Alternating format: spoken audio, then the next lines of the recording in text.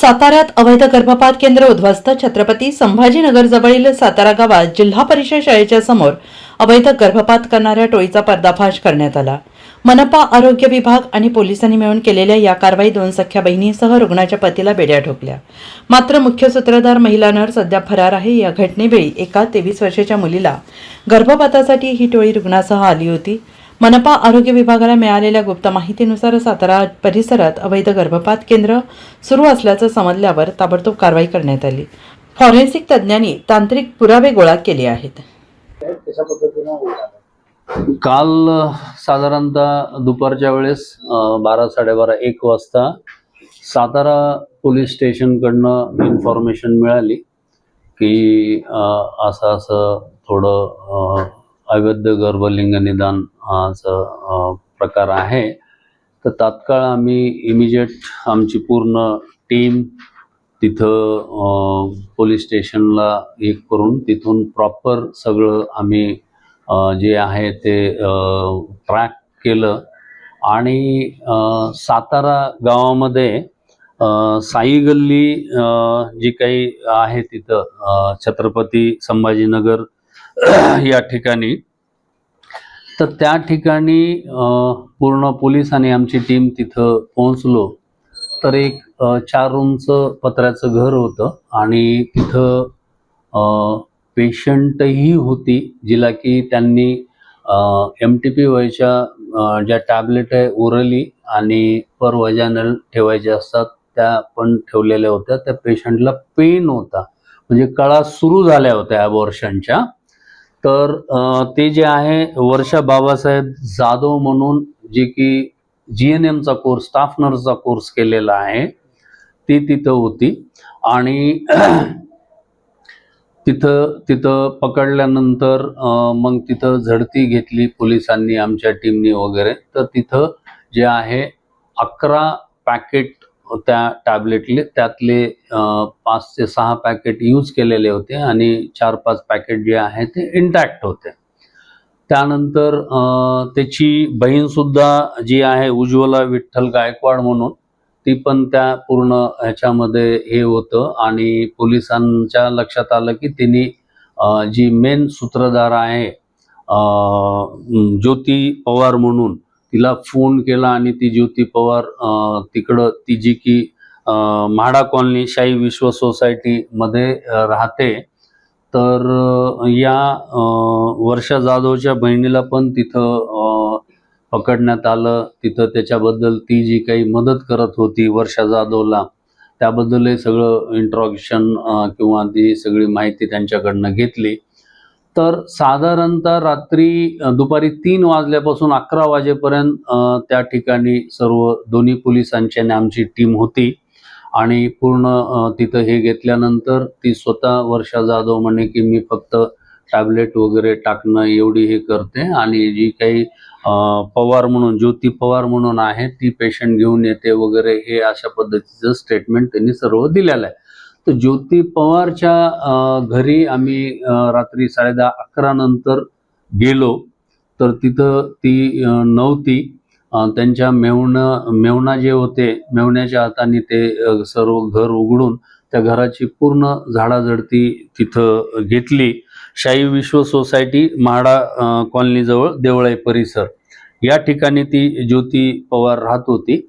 तर त्या ठिकाणी आम्हाला म्हणजे MTPच्या पूर्ण ते किट, टॅबलेट, त्याच्यानंतर तो युटराईन साऊंड असतो, तो युटराईन साऊंड, सलाईनच्या बॉटल, सलाईनचे सेट, सलाईन लावण्यासाठी अँजिओकॅथ, त्याच्यानंतर जर एक्सिस ब्लिडिंग झालं तर इंजेक्शन पॉज, ॲसिडिटी झालं तर पॅन्टोप्रोझोल इंजेक्शन, पेन किलर, असं म्हणजे एक ऑपरेशन थिएटरमध्ये जेवढं साहित्य नसतं तेवढं साहित्य पूर्ण त्या ठिकाणी सापडलेलं आहे. ते पूर्ण पोलिसांनी पंचनामा करून ताब्यात घेतलेलं आहे. त्या ठिकाणी आम्ही इकडं जेव्हा सातारा परिसरात होतो त्यावेळेस FDAच्या लोकांना पाचारण केलं. त्यांनी येण्यासाठी बराच उशीर केला. 7:45 त्यांनी आले आणि जोपर्यंत ते येत नाही तोपर्यंत हे सर्व म्हणजे त्याचं पंचनामा, बॅच नंबर वगैरे हे सगळं जे काही मेडिसिन वगैरे आहे ते आल्याशिवाय त्याचं ते करता येत नाही. तर त्या दृष्टीने आम्ही आमच्या पंचनाम्यामध्ये घेतलं होतं, परंतु ते आले. त्याच्यानंतर फॉरेन्सिकवाले तिथं त्यांनाही पाचारण केलं आपण. त्यांनी सगळं ते टेस्टिंगसाठी वगैरे हे सर्व हे केले. जे काही मोबाईल आहेत ते मोबाईल पण हस्तगत केलेत.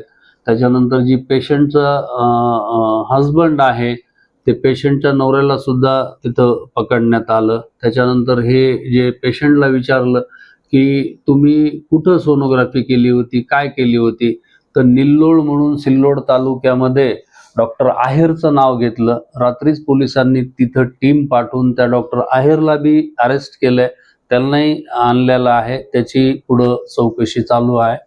आणि नंतर जे ज्योती पवार आहे त्याच्या घरी गेल्यानंतर जे काही सर्व या गोष्टी सापडल्या, पण ज्योती पवार हे सापडल्या नाहीत. तर पोलीस त्याच्या पूर्ण कसून शोध घेत आहेत त्यांच्या नातेवाईकाकडून, याच्याकडून, आणि बऱ्याच गोष्टी लक्षात येतील. आणि अजून एक गोष्ट सगळ्या इंटरॅक्शनमध्ये लक्षात आलेली आहे की म्हणजे सोनोग्राफी कुठंतरी होते, तिथून ते पेशंट इकडं पाठवता, त्याच्यानंतर ही ज्योती पवार वगैरे हे जिथं करायचं तिथं पेशंट वगैरे घेऊन येते.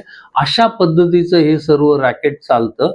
आणि जे काही नावं समोर आलेले आहेत ज्यांनी सोनोग्राफी वगैरे केलेली आहे, तर प्रामुख्याने मला असं सांगायचं आहे की जे की अगोदरच्याही 2-3 गुन्ह्यामध्ये त्यांचं नाव आलेलं आहे, FIR झालेलं आहे, तर तेच लोक वारंवार हा गुन्हा करत आहे. तर परत एकदा मला सर्व जनतेला आवाहन करायचं आहे की अशा पद्धतीची कुठलीही गोष्ट जर आपल्या निदर्शनास आली तर आपला PCPNDTचा आपली मुलगी याचा टोल फ्री नंबर आहे, तो आम्ही सर्व ठिकाणी प्रसिद्ध केला आहे. तर प्रेसमध्ये दिलेला आहे, याच्यावर आम्हाला इन्फॉर्मेशन द्यावी. आणि सातारा पोलीस स्टेशननी अत्यंत एक्सलंट, एक्स्ट्रा ऑर्डिनरी सपोर्ट केलेला आहे. PI शिंदे साहेबाचं, राख मॅडम, त्यांचं दोन्ही बाकी भंडारे आणि ते दुसरे PI जे आहे एकिलवाले, यांनी खूपच उत्कृष्ट तिथं काम केलं आणि खूप चांगल्या पद्धतीचा सपोर्ट झालाय. म्हणून ही पूर्ण रेड जी आहे अत्यंत सक्सेसफुल आणि चांगली झालेली आहे. किती जणांना अटक केलेली? सध्या त्यांनी 3 जणांना अटक केलेलं आहे. 4 जणांना अटक केलेलं आहे सध्या.